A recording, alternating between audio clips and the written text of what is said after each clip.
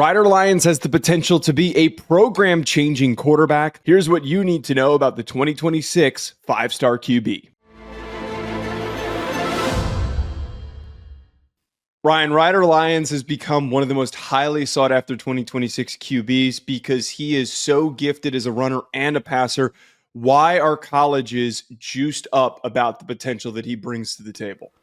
I mean, because I don't think there's a limit to his upside ultimately, right? Like you said, there's buckets of quarterbacks that we see come out of college football and come into college football over the years, and some are pocket-oriented passers, guys that do their work just inside of structure. There's other guys that survive outside of structure and make a lot of great plays, and then there's the hybrids. There's the blends of these modern dual-threat quarterbacks, and I think that's ultimately what Ryder Lyons is. At 6'2.5", 215 pounds, he's sturdy in the pocket. He can navigate and be able to pick apart a defense just with his pure arm strength and arm talent, but then also he's a dynamic athlete, man. And he can do the quarterback run game stuff. He can work outside of structure. This is a kid that can do everything you need him to do at the quarterback position to make big plays. Yeah, that's what really pops when you put on his film and his highlights from high school, is that not only is he a guy that has an arm that can attack multiple spots in the field, he can throw from different angles, but you really see the athleticism in the modern game. That is something that is extremely highly coveted. A lot of these offensive coordinators want guys that can move the pocket, guys that can succeed and make plays when things break down around them, especially in an era where it is hard to put together an offensive line, a group of guys that have been playing together for more than a year. So having a player who can play through all that mess is going to be highly impactful. Lyons is that epitome. He is that just true description of a premier athlete that maybe if he does start early on in his college career, he doesn't need to be as developed as a passer because he can be so dynamic as a runner.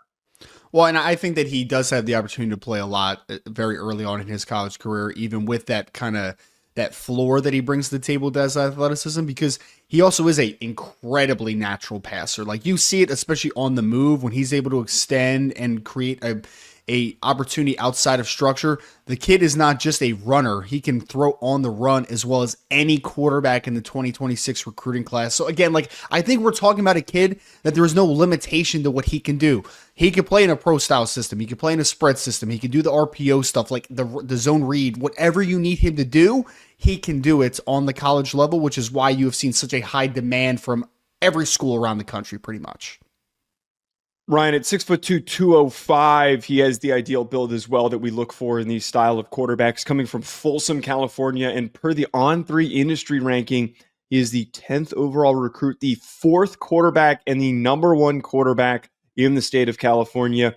This 5-star has a long list of teams that are vying for his services to come play for him.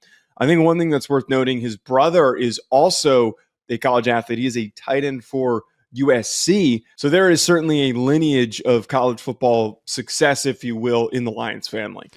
Yeah, and I know Walker very well because Notre Dame recruited him a little bit in the 2023 recruiting class. He was one of the top tight ends in that group. And it's no shock to see that the athleticism has translated in that family. Obviously, his brother was a big, strong, kind of movement-based tight end.